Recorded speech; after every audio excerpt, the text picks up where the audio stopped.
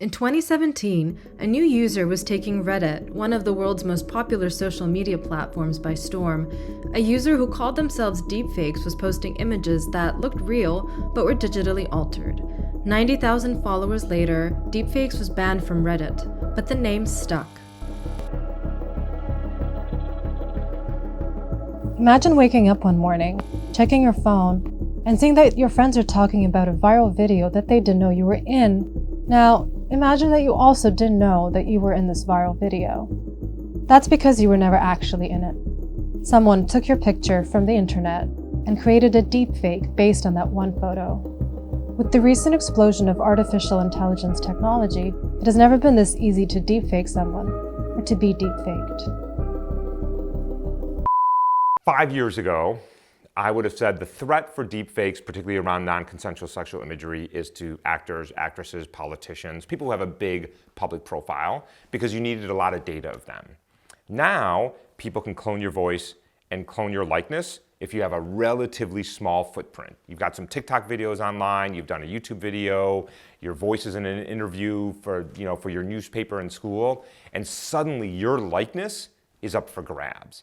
A mom in Pennsylvania is accused this morning of using so-called deep fakes to anonymously harass members of her daughter's cheerleading team. I think I was just so much in shock with everything going on.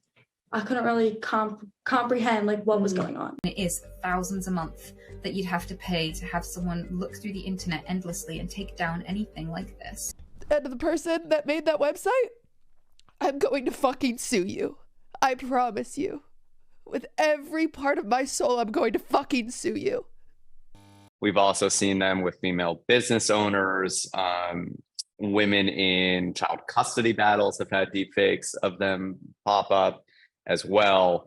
We're concerned that they're going to start appearing among the high school set or the college set, really being used to target young women. The misuses of deepfake technology is probably only limited by the imagination at this point, and we really haven't scratched the surface of it.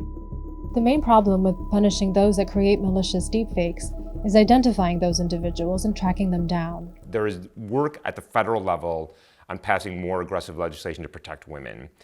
So there's some regulatory relief. The bad news is this does not seem to be a priority for law enforcement. The other bad news is if the people doing this are outside the US, there is very little, if any, recourse. And the really bad news is once something's on the internet, it doesn't matter. It's very difficult because by and large it's anonymous by definition. They don't want to get caught, so it tends to be difficult, or they're offshore, in which case you can't do it. And you can't go after the platforms on which it's posted because of Section 230 of the Communications Decency Act. Section 230 was written in the 90s, and it was designed as what's called the Good Samaritan Law that would allow companies to regulate content on their platforms without being held liable for censorship or for failing in their moderation. But that's not the internet we live in today. The internet we live in today is being algorithmically fueled to suck you in, to spend as much time on the platform as possible, to extract data from you and deliver ads to get you to buy shit that you don't need. And so the shield of 230 has prevented companies from being held liable even when they knew what they were doing. But not everyone thinks reforming Section 230 is the answer. The Electronic Frontier Foundation champions free expression on the internet for all, above all else. Even if regulators can think of something, we're ultimately going to be relying on those who implement this to implement them in a way that we think is socially responsible. So I don't think we're avoiding the social responsibility question, even if we allow for some degree of regulation. Was there some user who made a very malicious use of a tool that a company provided?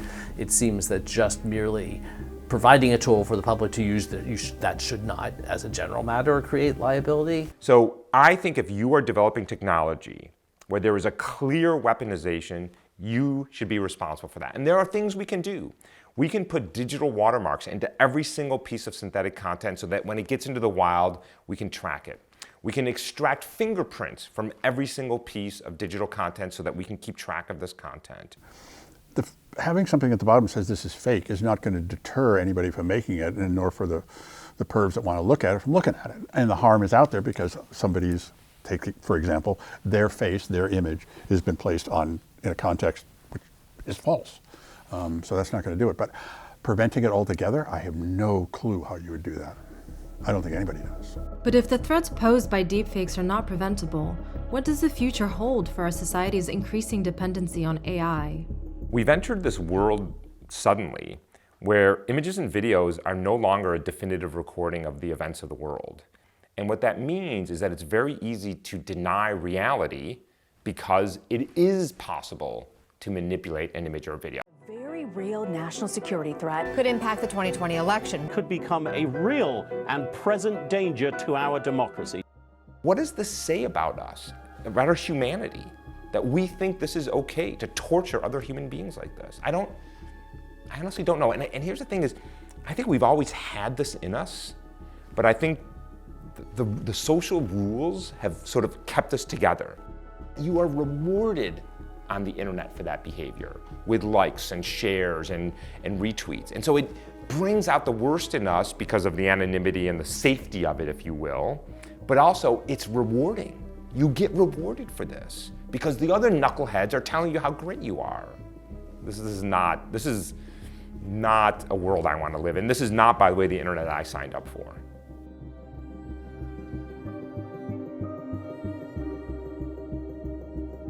Produced and directed by Varun Srikanth and Elisa Gorakova. Supervising producer Cassandra Herman. Technical supervisor Chris O'Day. Special thanks to Jean Zamora, Misha Schwartz, and Maria Zafar. Made at UC Berkeley Graduate School of Journalism, 2023.